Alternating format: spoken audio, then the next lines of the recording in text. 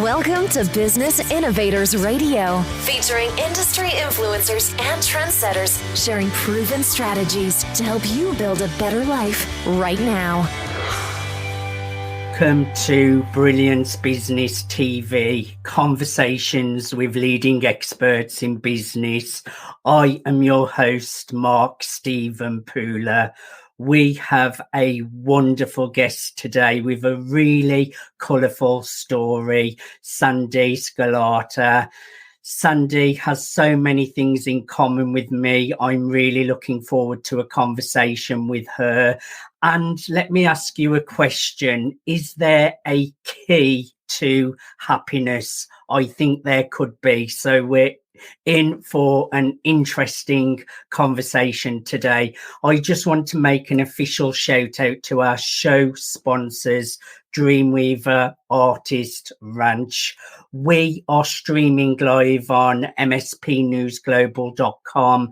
We're on Facebook, Twitter, Instagram, LinkedIn, YouTube, and we're also streaming through the E360 TV network under Fresh Takes, going out to Apple TV, Fire TV, Android TV, Roku TV, and many, many more. And we're also on Business Innovators Radio Network. So let's bring in our incredible guest, Sandee Sgarlata. Sandee, welcome to Brilliance Business TV. Mark, thank you so much for having me today. I'm so grateful to be here. The pleasure is all mine. I'm really looking forward to a conversation with you today, Sandee. I know everything that you do revolves around overcoming stress, really finding our happiness, which I really do want to delve deep into that. But I would just like to go back a little bit because I know you have had your ups and downs, and just share a little bit about your background and past that has led you into the work that you're doing today. Yes, of course. So, life started out a little rough for me. My biological father died when I was 18 months old, and apparently he was very, very, very abusive to my mother and my 3 siblings. And that led us, after his death, we moved to Baltimore, Maryland, where my mom then met the man who would raise me for 47 years of my life. They got married when I was 3, and he was a real strict Catholic. He was an Irish Catholic, very, very, very strict. And it was kind of a tumultuous time in many ways because of the whole family dynamic. When I was 12 years old, my older brother died. He was serving in the U.S. Army in Germany. And that, like, my whole world just came crashing down. My poor mother went into a depression for 10 years. And so I kind of had to raise myself from that point on. And in my early 20s, life was going really well. My early 20s, I had a weak moment and cocaine was put in front of me. That was in the late 80s. And not that that's an excuse, but I was in the Washington, D.C. area, and that was just a huge thing. It was something that everybody did. And even though I had sworn to myself I would never use drugs, I had that weak moment. And 4 years later, I hit rock bottom with cocaine addiction. And that was the real turning point for me. And that was over 30 years ago. It was in 1990. And ever since that time, I have just become this massive self-help junkie. And I'm obsessed with self-improvement. And I'm constantly learning and reading. And, because we can learn from anybody, right? And so I'm all about just improving myself so that I can in turn help other people. It's just been a mission that I have been on for 30 years now. And I just want to help other people because life is so short and it's so precious. And there was a time, I would go to sleep like 5 a.m. every day, right? Heart pounding. And I would, being raised Catholic, I would ask for forgiveness of my sins because I didn't think I was going to wake up in the morning, and I didn't want to wake up. And I would wake up every day with this sense of dread. Oh, here we go. I've got to do it again, another day. And so, life is too short for that. So I want to help people overcome that live the life that we're meant to live. Thank you so much for sharing that story and your vulnerabilities. We have drug use in common, and I know exactly how cocaine feels. I've ended up waking up on a morning going drug dealers, £500 for the cocaine I've used the night before, going to bed paranoid with the heart going. But our past never has to define us, Sandee. And like you, I found the world of personal development and self-improvement, which is an ongoing journey, which I am still doing today. I love personal development, and it's so important we look after our minds and what we put into our minds as well. And I love that you're helping people. Tell us what prompted you to write a book on happiness, because I know you have the book Happiness Solved. Yes. My book Happiness Solved actually started as a project. I never went to college right out of high school. As a matter of fact, I was supposed to go into the Ice Capades, and 2 weeks after my high school graduation, I get a letter in 1983 saying, "Congratulations, you're on a waiting list." So then I was like, what am I going to do now? So I never went to college. Fast forward, I went back to college in 2014 and had a business class, and there was a project I needed to do. And so I was, going to form this company with coaches and this and that. And that's when I started writing the book. I didn't realize it at the time that it was going to be a book. I put it aside. Fast forward to 2019, I was taking my son to college and dropped him off. And all of a sudden the floodgates opened up. And I just started, and that's how I tend to write. This is actually the 3rd book that I finished. And I just tend to write. It's not really a stream of consciousness. It's more of like, it's just the floodgates open up and I just, and I can't stop writing about it. And it really just got to a point where I just became so disgusted with human nature and how what the world is becoming. And this was in August of 2019. And I wrote, we have to change, because if we don't change, this negativity that's going on in the world is going to spread like a virus. I said that in August of 2019. And I finished it in January of 2020. And it just became everything that I write about in my book is how I live my life every single day. And is there a formula for happiness, a key to happiness? It is. It's a practice, though. It's something we'll never master. I agree. And what a great time to launch the book. I'm guessing this was just the perfect time to launch it at the beginning of the pandemic, because we all needed something to plug into to really get us through some of those dark moments. Tell us what climbing 100 steps means. So I mentioned before, when I was 12 years old, that my brother died.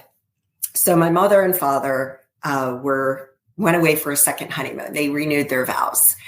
And I was staying at a friend's house, and we both had homes on the Severn River, which is outside of Annapolis, Maryland.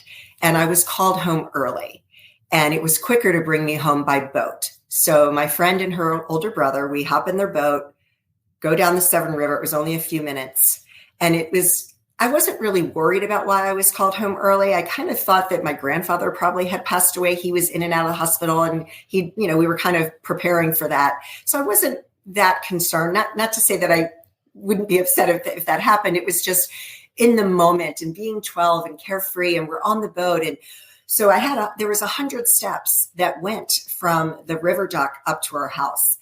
And so that day, me and my girlfriend were climbing the 100 steps. And it was kind of like, when Rocky, in the movie Rocky, and he's climbing those stairs and you hear that music, da, da, da. So it was kind of like that every time I climbed the 100 steps.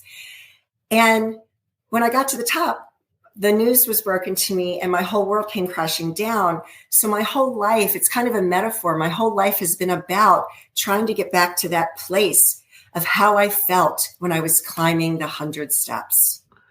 That's really beautiful, Sandee. I Thank love you. it. And it's a great metaphor as well, taking a step at a time to reach the end destination, which I love as well. Could you just share a few steps we could all incorporate into our lives to bring us more peace and happiness, no matter what curveballs are thrown at us? Yeah. So, really, the first step, and this is very, very important, is when something happens in your life, whether it's somebody cutting you off in traffic, your partner breaks up with you, God forbid, something more tragic, you have to sit in the feelings. You have to feel the pain. That is so important because for me, I never felt the grief of my brother dying. And I shoved it aside for 10 years until I finally hit rock bottom. So you have to sit in the pain and feel it, walk through it. Sometimes we try to go around it, we go over it, we go under it. You have to go through the pain and feel it. So once you are feeling that pain and you've acknowledged it, the next step, and this is also, all of these are important, is forgiveness. Oh, yes. Forgiveness is so important. Forgive the other person that may have wronged you. Forgive yourself. Yes. Right. And then before, it's always like acceptance and gratitude. They kind of go hand in hand. I feel like you can't accept things until you have forgiven them. Sometimes, because there's really no defining order for these, but the quickest way to shift your mindset is through gratitude. Oh, I agree totally. Yeah. So focusing on, and I use that when you're having a stressful moment or, life just feels overwhelming. That is when gratitude is so important because it's the quickest way to just shift your energy from down here to up here. There's always something to be grateful for. Yes. Yes, exactly. Yes, and forgiveness as well. It can be hard at times, but you're only hurting yourself if you don't forgive, because it's like drinking poison. If you're not forgiving, you're only affecting yourself. So I really like those tips you shared.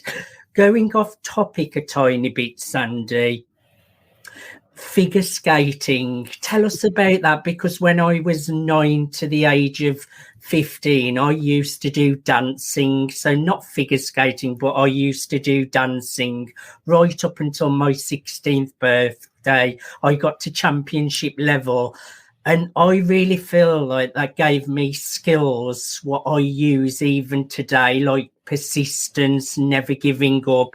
Like, because I used to go to competitions, I didn't always win the competitions, but I would carry on going, competing.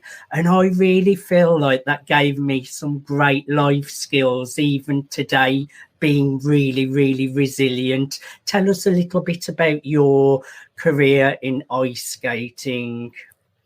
So as a competitive figure skater, I was very good. I just never really made it out of my region. The odds were against me back then. Back in the 70s and 80s, figure skating involved doing figure eights. It was a huge portion of it. And you're just going around the circle. So I was a little ADD. So to put in, a 12-year-old on the ice for an hour, making them go around in circles was like disastrous, right? So that was the big thing that kept me back. Of course, now those have been eliminated. When I was 16 years old, my father changed jobs. We moved to a part of Pennsylvania, Western Pennsylvania, and the closest ice rink was 45 minutes away. So I had to stop competing at that time because I couldn't get to the ice rink to train in order to keep up with the competition. So fast forward into, 1993, an ice rink opened up in the town that I lived in, Virginia. And I became one of the first coaches on staff there. And I thought that I was just going to teach little boys and girls group lessons and just share my love of the sport. Turns out in 94, if you remember the big drama here right before the Olympics when Tanya Harding tried to take out Nancy Kerrigan. Yes, I remember. Yes, as terrible as that was, all of a sudden I had 50 little girls that wanted to be figure skaters. So it propelled the world of figure skating back into the limelight. So I started, teaching competitive figure skating, which I never thought I would ever do. And again, against all odds, I didn't have any impressive medals or titles under my belt. Many coaches shunned me and looked down on me. Who are you to be doing this? You never made it anywhere in the figure skating world. But you and I both know to be a good coach, you don't have to have won the Olympics. Right? 100%. So yeah, I actually was teaching a group lesson one day on a public session, and I see this little boy in rental skates, and he's doing an axel. Now, anybody that knows anything about figure skating, an axel's pretty complicated to do, let alone in figure skates. And I went over to him. I was like, "What are you doing?" And he goes, "Oh, my parents don't really want me to do this, but I just love it." And so I talked to his mom, and she was like, "I'm not going to buy him skates." I had an old pair of skates that were really good, but weren't any good for me anymore. I painted them black, and I let him use these skates. And I started working with him. About 4 or 5 years later, I forget the exact timing, I took him to US Nationals. He qualified for an international competition. I watched him win his first gold medal at an international competition. And as the sport is, it's a little toxic. I don't know how it is today because I've been away from it for a number of years. It was very toxic. I ended up stepping down while I was on top. He was about ready to go to college. He ended up becoming a pair skater and was an alternate for the Olympics in pair skating. And he and I still keep in touch today, thanks to social media. And he was just the joy of my coaching. I did end up assisting. She wasn't a student of mine, but I coached another student in an international competition in Taiwan. And that was a really great experience as well. So it was kind of check the box for me. One of the things that I did, I never imagined that I would become a U.S. national and international figure skating coach. And like you say, there's so many skills that you learn because mindset is the most important part about any athletic program. And I am starting to work with athletes on their mental toughness as well. What a lovely story, Sandee. Sandee, we're just going to a commercial break, so please stay where you are.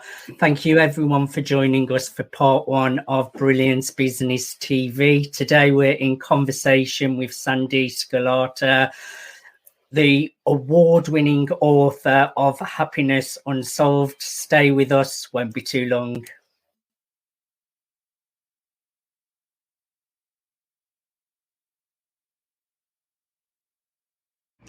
Hello, everybody. Cyberchuck 2.0 here. I'm so excited to be able to share my vision of Dreamweavers Artist Ranch. They say you can't choose your family. Not only am I saying you can choose your family, you get to thrive with your family here at Dreamweavers Artist Ranch. It's a place for like-minded individuals to come together to share experiences and gain experiences, not only through workshops, through performances, and through exhibits. This is a place where you can disconnect from the outside world and reconnect into a community of people that there is no judgment. There's only support. And this place is an amazing place to grow and to tap into your highest potential and to be able to show off all your talents. This is a place you can come and network and really thrive. I'm so excited for Dreamweavers Artist Ranch. This is a place where dreams actually come true. I love you all so very much. I'll talk to you all later. Peace.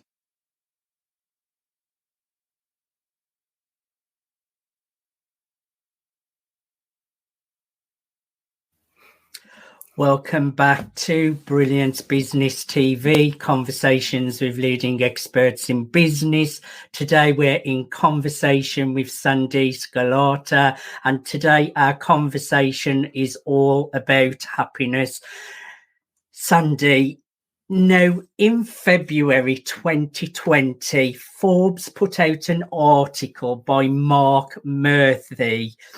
80% of New Year's resolutions get abandoned. And I know people sign up for the gym, and then in January, by the end of the month, they're no longer in their gym memberships. Why are the numbers so high, Sandee? Yeah, it's really staggering. I mean, really, there's 3 reasons. One, sometimes people set goals that they feel they should do based on society or what their peer groups are doing. because, we're so influenced by our peers. So people think, well, I should go to the gym and I should be working out, but that's not really what they want. Sometimes their resolutions are too vague. And then the third reason is they don't have a good plan. They don't really have a plan on how they're going to accomplish this. So that's really the big reasons why people fail. And do you have any tips of how we can make that better and we stop abandoning our New Year's resolutions? Yes. Well, again, a plan. Have a detailed plan. You can use the acronym SMART that we all have heard about. What is it? Specific, measurable, achievable, relevant, time-bound goals. Because if you have a goal of losing weight, you need to have a plan around that. A plan. So what are you going to do if you have a setback, and what are you going to do to get back on track? So a detailed plan is always, always important. Another tip is there's apps out there that you can use to download on your phone. There's the one that I use is called Way of Life, but all you really need to do is set a timer on your phone to remind you to take action every single day, because that's really the big thing. And the last tip that I'll share, which I think is pretty important, is be gentle with yourself if you have a setback. Okay? Yes, good This one. goes back to mindset. It all comes back to mindset. So you have a setback. Many times people will criticize themselves. So instead of criticizing yourself, talk to yourself as if you are speaking to a child that is upset, right? If you have a child that's upset, you're going to be compassionate with them. You're going to be gentle with them. Treat yourself the same way. Self-talk, very, very important. And then just take action. Take action. Yes, nothing happens without action, Sandee. Now, I know the last couple of years there is a lot of stress in the world. People have gone out of business. People have even set up new businesses and thrived. But I do think it has been a stressful period for many, many people. And I know the American Psychological Association also have a lot to say about stress. Share a little bit about that, Sandee. Yeah, so the American Psychological Association they do reports constantly.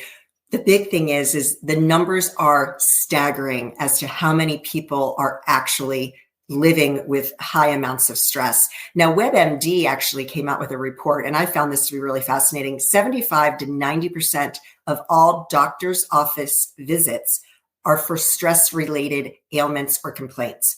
I mean, that is really staggering when you think about it. That our stress is causing people to be sick constantly.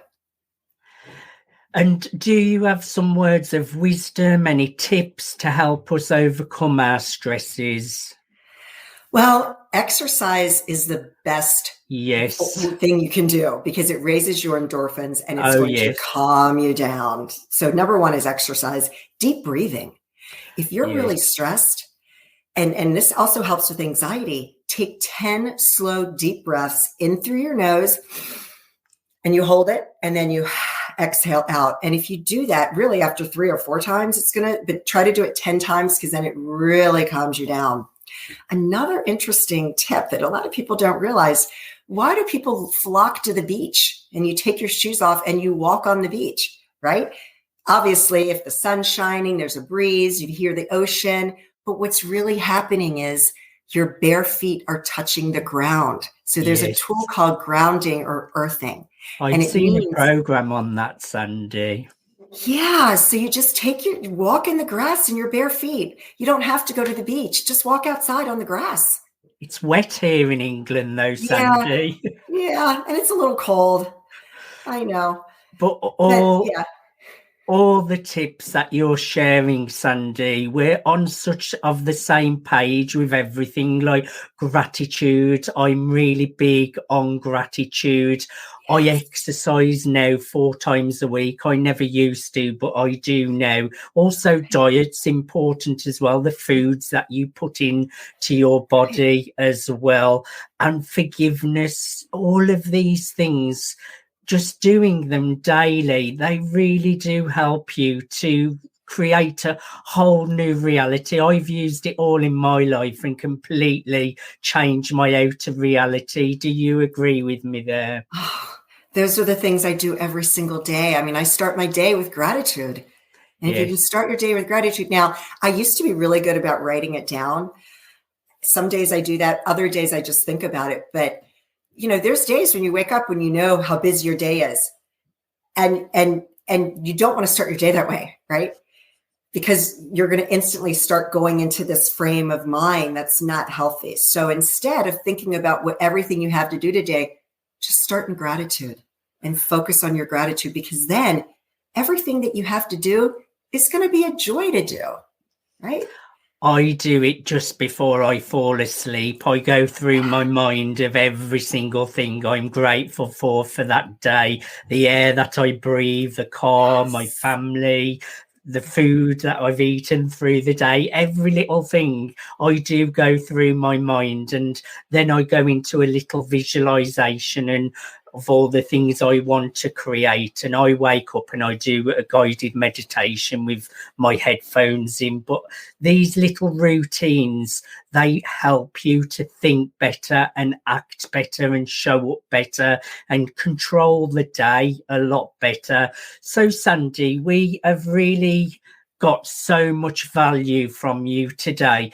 Can you just share how you support your clients and the work that you do with your clients, please? Yes, absolutely. So I offer group coaching programs, and of course I do one-on-one coaching as well, but I have an online course that takes you through all of the steps, because first you want to identify what's causing you to be unhappy.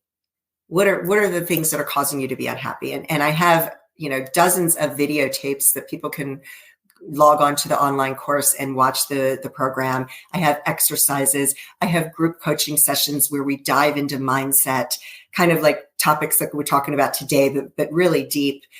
And then, of course, I offer one-on-one coaching for people that need a little bit of extra hand-holding and want a little bit more in terms of support and whatnot.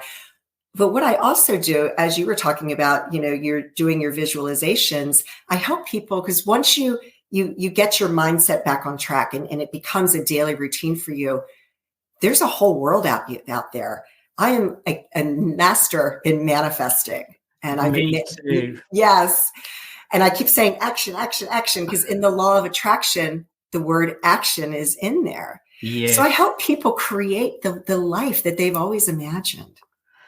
I love it, and I just love everything to do with personal development and self-improvement and the law of attraction. I am a huge, I wouldn't just say a believer in it. I know it works, to the point the other day, I recently had a billboard for my business in Times Square in New York.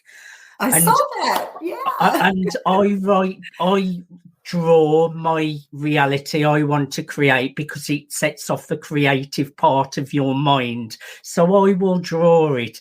And I looked on there the other day and I had actually got billboard drawn on my, and I was like, there you go, that I've manifested that. I've drawn it months in advance, even years in advance, and then I've brought it into my reality. So I'm really big fan of everything law of attraction. But you mentioned when you make it part of your daily routines, it should never be a task. It should be fun, and it should be a ritual, just like brushing your teeth.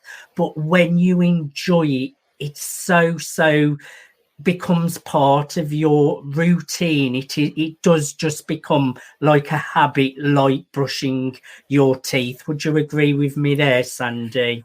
100%, because we have a choice as to how we're going to perceive every situation we're in. So even if you're in a job, you may not really love what you're doing, you can shift your perception and the way you're perceiving it and find joy in it. And it all goes back to, feeling that gratitude. Get your mindset in check with your gratitude. And you have a choice as to how you're going to look at every situation. the glass is half empty or half full, right? But every situation, there's another way that you can look at it. I agree totally. I would encourage everyone out there who is really connected with Sandee today to schedule a free 15-minute consultation. Go to sandeesgarlata.com. That's sandeesgarlata.com, sandeesgarlata.com. And Sandee's even offering a free copy of her book, Happiness Solved, which is an award-winning book. To get your free copy, just email Sandee at sandeesgarlata.com. That's Sandee at sandeesgarlata.com. So a couple more questions before we finish the show today, Sandee. What is the best advice you have ever heard? Well, I have heard so much amazing advice in my 30 plus years I've been on this journey of mine. I recently heard this advice when I was listening to a podcast with Jay Shetty and Mel Gibbons. And Mel Gibbons said, never leave the bathroom without giving the human being you're looking at in the mirror a high five. Is she the 5-4-3-2-1 lady? Yes, I've watched a lot of her trainings and it's very effective. One of my life coaches I had a while ago made us do the 5-4-3-2-1, get out of bed, and it does actually work. Yeah. So yes, I just thought I'd ask the question. And what is the worst advice you have ever heard, Sandee? Smile and everything will be okay. Very true. Yes. It helps temporarily, but I lived my life like that for many years after my brother died, and that was the only tool, was smile and it'll be okay. And it doesn't seem very helpful when someone says that to you. You're like, oh, thank you for that. Sandee, I have thoroughly enjoyed having a conversation with you today. Thank you so much for coming on to the Brilliance Business TV show. Thank you. It has been an honor and a pleasure. Thank you so much, Mark.